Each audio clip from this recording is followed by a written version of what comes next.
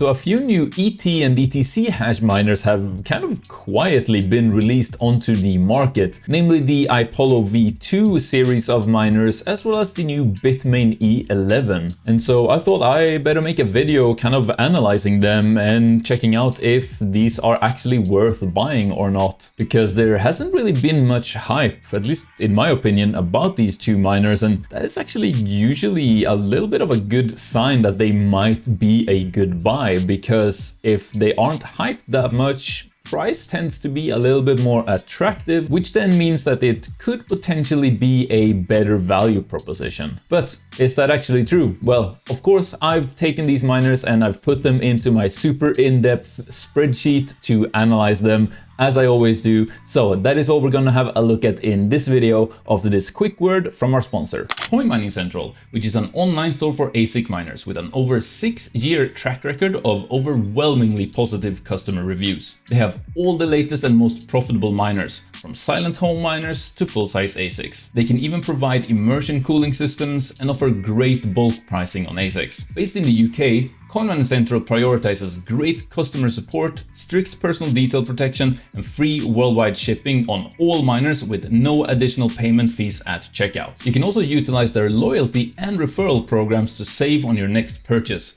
Plus, use my link down in the video description and code 𝗧𝗜𝗏 at checkout for a roughly $130 discount on every miner in your order priced over £1,000. So if you've been wanting to get some ASIC miners, check out that link below together with the code to save on your purchase. Alright, so quickly before we look at this spreadsheet comparing the ET and ETC hash miners, I just want to say that yes, Coin Mining Central, who do sell these miners, is sponsoring this video. However, they did not ask me to specifically make this video. I'm free to say whatever I want about these miners. They don't get to review the video before it goes live or anything like that. Plus, we're also mostly going to be looking at just hard numbers and facts in this video, which you guys know is what I'm all about on this channel anyway. And on top of that, I also want to let you know that you can use the discount code 𝗧𝗜𝗏 to get about $125 off any miner in your order for any of these ET or ETC hash miners that we are going to be looking at today. And of course, as always, nothing in this video is financial advice. But just before we have a look at the actual spreadsheet comparing these miners, I thought let's just start the video off by quickly running through a little pros and cons list for ET/ETC miners. Now, it's not going to be an exhaustive list of every single pro and con of ET and ETC hash miners, but more just kind of the most relevant things in my mind and the stuff that kind of I have been thinking about recently that I think is relevant to bring up to you guys. So obviously what we're talking about today are the miners that can mine ET and ETC hash, which are the algorithms for, well, essentially a plethora of different coins. And that is going to be the first pro of, getting these miners, is that there are a lot of coins that use these two algorithms. A few prominent ones being Ethereum Classic, obviously, OctaSpace, ETHW, 𝗧𝗓, and so on. Quickly looking the algorithm up on miningpoolstats.stream, it's actually over 25 different mineable coins that use these two algorithms. And the reason why that is the first pro in our list here is obviously that, well, even if one of these coins end up being unprofitable to mine, you can always just switch over to mining a different coin with your miners, as opposed to for miners that mine an algorithm which is only used by one single coin, where, well, if that coin kind of, goes all the way down to zero, for example, well, then you are essentially SOL and you cannot mine profitably with your miner anymore. But with these ones, you can switch to a different coin. And not only can you mine a bunch of different coins, but altogether, all of these coins have a pretty significant network hash rate combined. And that is the second pro in this list here. And the reason why that is a pro is because the more network hash rate there is for an algorithm, while still being profitable, of course, means that it takes a lot more new hash rate coming online from new people buying miners and putting them on the networks for the miners you buy to actually become unprofitable. And that is because for most coins, the way it works is that there is a specific limited number of coins being paid out to miners every single day. So all the miners of that coin have to essentially share among those mining rewards. So what that means is if there's only one person mining a specific coin, well, he gets all of the rewards for that coin, but then it just takes one more person coming online with equal amount of hash rate for that first person to immediately lose half of his reward. Now, in contrast to that, if there's 100 people mining and then another person coming online, well, that's only one more person in a, sea of 100 people and not 101, which means there's only a 1% reduction in the total amount that is paid out to all of those miners. And so I hope that makes sense as to why having a large amount of network hash rate for a specific algorithm is a pro when looking to buy miners for a specific algorithm. The next pro in our list is that for ET and ETC hash miners, there is actually a lot of competition on the manufacturer side. And what I mean by that is that there are a lot of different mining equipment manufacturers that make miners for this algorithm. And what does that usually mean? Well, a lot of competition also means, usually better pricing, as these different manufacturers try to compete against each other to make their miners seem the most attractive for potential buyers such as, you and me. And of course, one way of doing that is to reduce the price of your miners to have your miner be the cheapest per mega hash, so to speak, in order to make it a better value proposition. But then of course, if the first manufacturer does that, all the other manufacturers tend to follow suit and they kind of all push each other's pricing down, which in the end is just good for us as consumers usually. And that leads into our fourth pro here, which is that ET and ETC hash miners have usually done pretty well when used with the sort of slow and steady mining strategy. And usually what that mining strategy entails is getting mining hardware that might not necessarily be mega profitable at any given point, but that will be at least slightly profitable over a very long period of time, allowing you to slowly but surely use it to profitably build up a crypto portfolio for whatever coins that you might have over a long period of time. And this is the strategy that a lot of us crypto miners tend to use, as many of us like seeing mining as a way to slowly but surely build up wealth over time, as opposed to using mining as a way to generate a lot of passive income at any one given moment. Now, the last pro I want to go through here before we get into the cons is that right now, mining profitability for all of the Ethash coins isn't great. It's not terrible necessarily, at least for some of these miners that we're going to be looking at, but it's also not, $100 per day or even $20 per day for any of these miners. Now, why am I bringing up low mining profitability as a pro here? Well, first of all, we're kind of in a bit of a dip in the market right now, and usually what profitability and coin prices dipping down means is that the price for the miners follow down with it. So if, and I say if, you personally have faith in ET or ETC hash mining in the long term, right now could be a good opportunity based on that hypothesis that, if coin prices goes up and profitability for these algorithm goes back up again soon, then that means that so will the prices of these miners. So right now could then potentially be a good time to pick these miners up before they, potentially go back up in price again. But with that said, let's move over to the cons of ET and ETC hash miners like these ones that we're going to be looking at. And the first con is that there usually isn't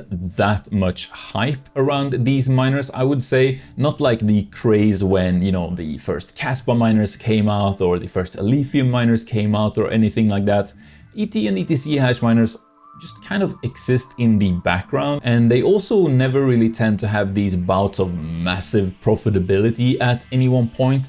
It's kind of like I already explained that it's kind of just slow and steady profitability, a little bit of a trickle feed of profitability for a very long time, but they never kind of just explode up in profitability for a while like some other miners might. Of course, that could happen, but historically, as we look back for these past few years, it's rarely been the case. And with profitability not being great, there of course also have been some duds in terms of miners that have been released and weren't very profitable for very long, if even at all. The original E9, when that first came out, is kind of the first one that comes to mind for me. Now, I'm not talking about the E9 Pro, but literally the original E9 that came out when we were still able to mine Ethereum, although by the time people actually got them, they could only mine Ethereum for like it's like a month before Ethereum went proof of stake. And then the thing just was nowhere near efficient enough to be able to profitably mine, you know, the other ET or ETC hash coins like Ethereum Classic, at least not to any sort of, you know, extent making the very astronomical price of that machine worth it. And that is because, you know, in the grand scheme of things, the E9, the original E9, was a miner that was, you know, kind of focused more on high hash rate as opposed to good mining efficiency. Mining efficiency meaning just the amount of hash rate you get per watt of energy used. So with that in mind, plus already knowing that ETC hash mining tend to have worked out best historically if you see it as kind of this long game approach, then we can kind of also draw the conclusion that it seems to be better to go for the sort of high efficiency miner as opposed to the high hash rate miners. But that's it for me rambling about pros and cons. So let's hop into the spreadsheet and have a look at the actual miners. So I'm gonna be linking this spreadsheet down in the video description so that you can have a look at it yourself and input your own kind of numbers and make your own predictions, because that is more, you know, what I want you to be doing anyway, as opposed to just kind of blindly listening to any predictions that I might be doing in this video. So link to the spreadsheet in the description, download it. It will say on screen here kind of how to download and use it and making a copy and all of that, as well as some disclaimers that you can either pause and read right now, or you can read them when you open up the spreadsheet. Anyway, let's move on to looking at these new miners. So obviously, this is kind of the current lineup of ET/ETC hash miners right now. We got the Bombax units, the big one and the sort of more at home friendly one. We got the currently available Jasminers, which are still the X16 series. Now, I do want to bring up that yes, there is supposed to be coming out a new lineup of Jasminers for, you know, Ethereum Classic mining. Well, not Ethereum mining, but ET hash mining, the X44 series. However, the latest I've seen there is that they are kind of not rumored, but I guess, you know, supposed to be coming out in Q3 of this year, which probably with Jasminer, how they have just extended and delayed this generation of miners so far, that probably means end of Q3, which is still like 6 months away, more than 6 months away. So, you know, I thought about should I include them in this spreadsheet, but honestly, half a year away, it doesn't seem to make any sense to even compare them to what's in the available on the market right now, because so much can happen in 6 months anyway. So they're not in the spreadsheet, but you know, they're just be aware that they are coming out. And they're gonna be a little bit better than in terms of efficiency compared to kind of the best ones available right now. Actually not that much better, which is kind of a first for Jasminer. Usually they come out and they kind of crush the competition, but this time not so much. Anyway, moving on, we got the big X16P and we got the more at-home mining friendly X16Q. We then have the two latest generation of Bitmain miners, the E9 Pro and the newly sort of released E11. And then we have the new generation of iPollos, which are out and they seem to be in stock and available for purchase, but there's been like no hype around these, and I don't really see why, because they're actually pretty attractive in my opinion, but we'll get into all of that, well, now I guess. So how this spreadsheet work essentially is a lot of these numbers and values I'm fetching directly from, you know, different sort of databases online. Kind of like stuff like the current revenue per gigahash and the network hash rate for all coins combined, prices of these miners. You can see the little discount codes you can use here to get a little bit of a discount if you do choose to purchase them through these affiliate links that I've got down here. Thank you very much if you do choose to do that, by the way. It helps support the channel at no extra cost to you. But Then you also have the opportunity here to input some of your own numbers. So specifically, you can input your own power price here, as in how much are you paying per kilowatt hour of power or electricity. And then you can also input here how much you expect whatever coin you are planning to potentially mine with these machines to increase by before you sell the coin. So how much do you think your mined coins will grow in value before you sell them? Now, if you just want to compare with kind of, mining versus buying the coin on a 1-to-1 ratio, you can just leave this at 1. If you think, I'm going to be mining Ethereum Classic, which is now actually under $20 per coin, and you think, well, it's easily going to go back to at least $120 before I sell my coins, well, then that's obviously a 6 times increase in value, so you'd put 6x in this little field here. But let's just start by leaving it at 1x and have a look at these miners. Now, I got all the stats like hash rate and watts for these miners here, the power draw. And the 2 first sort of metrics that I like comparing any miners for any coins is the efficiency as well as the value for money. And essentially what that is just the efficiency is how many watts of power do these miners consume per mega hash of hash rate, or just mining performance or mining power. And then also how much are you paying in terms of US dollar per mega hash of hash rate. So watts per mega hash and dollars per mega hash. And of course, you want both of these to be as low as possible. You want to be using as little electricity as possible for the amount of mega hash that you're getting. And you also want to pay as little as possible per mega hash of hash rate that you get with the miner. So optimally, you want both of these numbers to be really, really low. And these green gradients are for kind of the stats that I believe are the most important ones to look at in these spreadsheets when comparing miners. And the darker the green, the better. So if we're looking at efficiency here first, we can see that the very best in terms of efficiency is actually the iPollo V2H, closely followed by the V2X. So they are essentially on par with each other, more or less. We then have the Bombax miners, which are both pretty good, a little bit behind the iPollo V2 series of miners, but kind of a close second. You then have the Bitmain E11 at 26 watts per mega hash. And then kind of closely behind that, you have the Jasminer X16 series at, just over 0.3 watts per mega hash. But then of course, the second category I like to look at here is obviously the price per mega hash, or essentially just the value for money. How much hash rate are you getting for your money? And we can see here that the best offering there, well, maybe not that surprisingly, is the previous Bitmain generation, the E9 Pro, at just 63 cents per mega hash.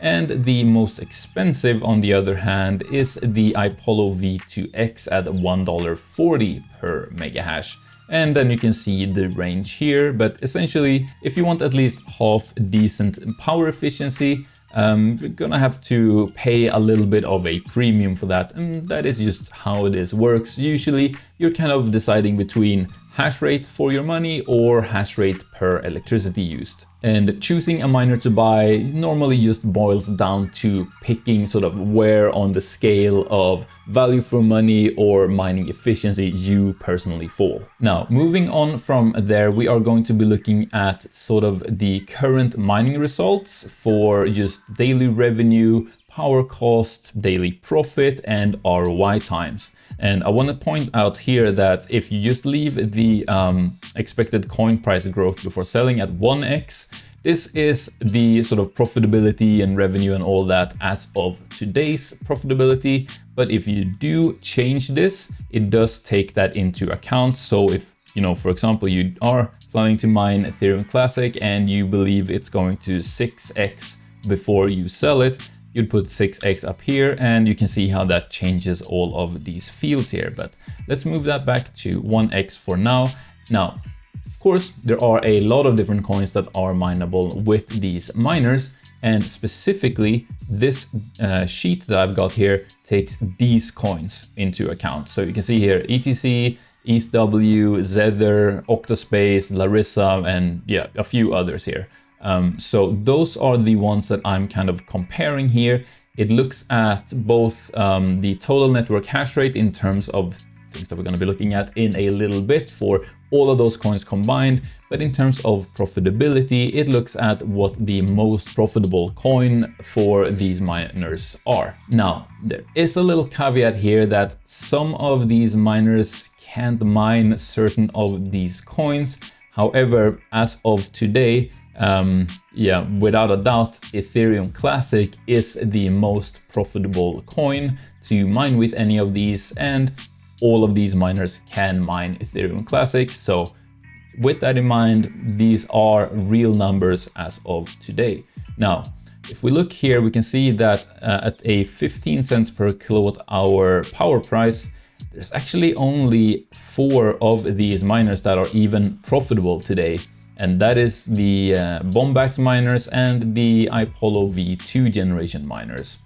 However, of course, if you want to be mining instead of buying crypto and you believe coin prices are going to go up, so let's put that 6x in again, you can see that that of course changes things. But if you are someone who can buy or mine crypto at a 1-to-1 ratio, which I'm definitely not, mining crypto is way more efficient in just terms of like saving money on my taxes and stuff like that. I very much prefer mining crypto as it just is financially a lot more advantageous for me. But hey, that's neither here nor there. Let's just compare it at a 1-to-1 ratio for now. And we can see then that, well, any of these miners at today's profitability would never break even. And all of the other ones, you know, the break even time is at, you know, the thousands of days before you ROI, right?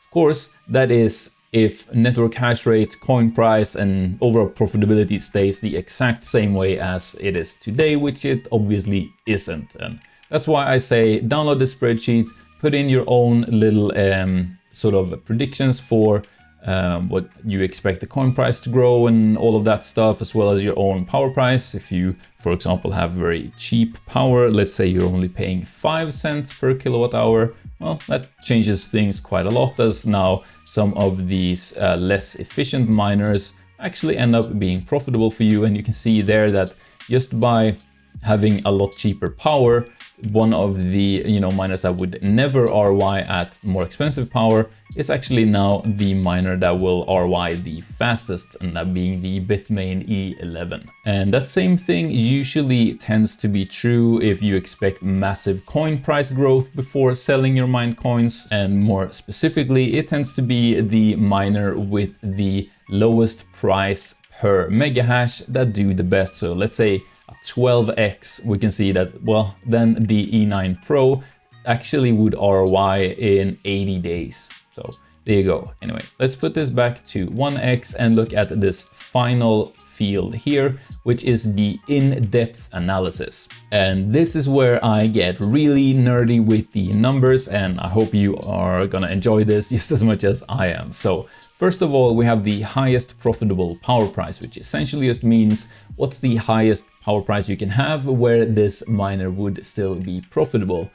Or another way of looking at it, because it's the exact same statistic, is how much revenue does this miner generate per kilowatt hour of power that it uses. And we can see here for the iPollo V2s, you can actually have power prices of up to 27 cents per kilowatt hour, and it would still break even at that point. However, the E9 Pro, for example, won't be profitable at any power price above 6 cents at the current level of profitability.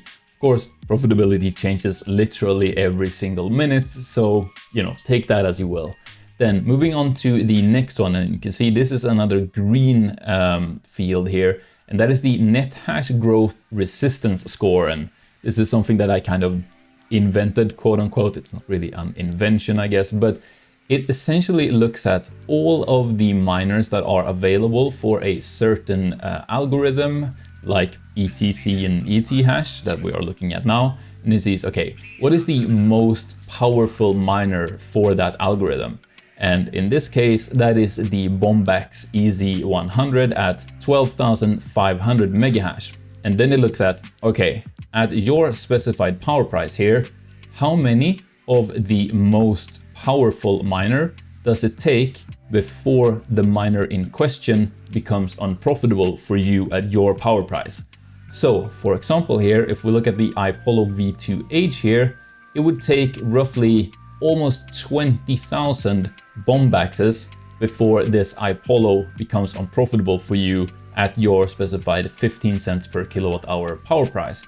So for example, there we can see if you have cheaper power, then this number goes up. Now it's over 40,000 of the most powerful Bombax EZ100 before the iPollo V2H would become unprofitable for you.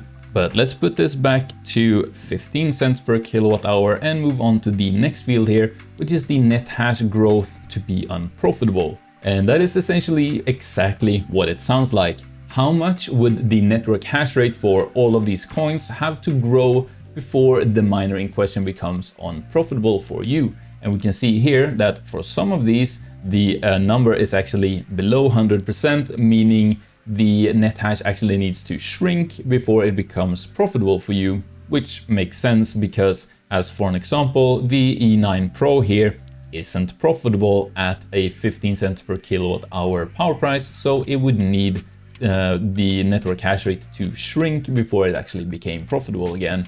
But for some of these other ones, they can tolerate a good amount of net hash growth before they become unprofitable. You know, I've kind of zeroed in a little bit on this iPollo V2H here because that is the one that I'm personally the most interested in at this moment. I think it offers quite a good balance between being available right now and also having pretty decent efficiency. I also have a sort of good experience with my previous iPollo miners. They've held up really well quality-wise and are easy to set up and all of that. So I'm kind of mostly interested in this iPollo V2H right now. And you can see at a 15 cents per kilowatt hour power price, the total network hash rate of all of these available coins for ET/ETC hash can actually almost double before it actually becomes unprofitable, which is pretty good, especially considering that the network hash rates for these coins, especially ETC, they're already pretty dang big, pretty dang high amount of net hash already out there. And then this next one is another green field, as you can see, and that is the coin price growth, which is needed for the miner in question to ROI, as in pay itself back plus what you've paid for the power to run it within a full year. So by how much does the coin price need to grow for any of these miners to ROI within a year? And we can see here that for the iPollo V2H here, if you get it today, set it up and start running it for the next 365 days, it would take whatever coin you are mining increasing by about 366% in the next year for it to ROI within that year essentially. And you can see these different numbers here. And this also points out an interesting thing, which is some of these miners, even though, you know, when you just compare them on, for example, efficiency or current profitability, they look worse, like, you know, the Bitmain E11 here looking significantly worse than the iPollo, but actually it would only take a 241% increase in whatever coin you are mining for it to ROI sooner than the iPollo V2H. And that has just to do with the fact that it kind of offers a better balance between efficiency, but also price per megahash or value for money. It's still somewhat close to being profitable, which means that if the coin you mine pumps a bit because it's, you know, significantly cheaper per megahash, the amount of coins that you've mined then ends up being worth a heck of a lot more within that time. And that is why it actually needs a smaller pump in terms of coin price to ROI in a year. And then finally, we look at the lowest coin price where profitable, and essentially what that means is how much would the coin price need to grow, or even what's the lowest it could go down before the miner is at a break-even level. So for example, with the iPollo V2H here, the whatever coin you are mining could actually decrease in value by 43%, so almost down to half of what it is right now, and the miner would still be just about break even at a 15 cents per kilowatt hour price. Whereas for the E11, the coin price would actually need to grow by about 11.5% before that miner would actually start breaking even at a 15 cents per kilowatt hour coin price. So you can see the rest of the numbers there. As I said, I'll leave a link to this spreadsheet down in the video description. If you found this video helpful, then please give it a thumbs up. Subscribe if you're new. I got lots more mining content coming out soon. And yeah, that's it. Thank you for watching.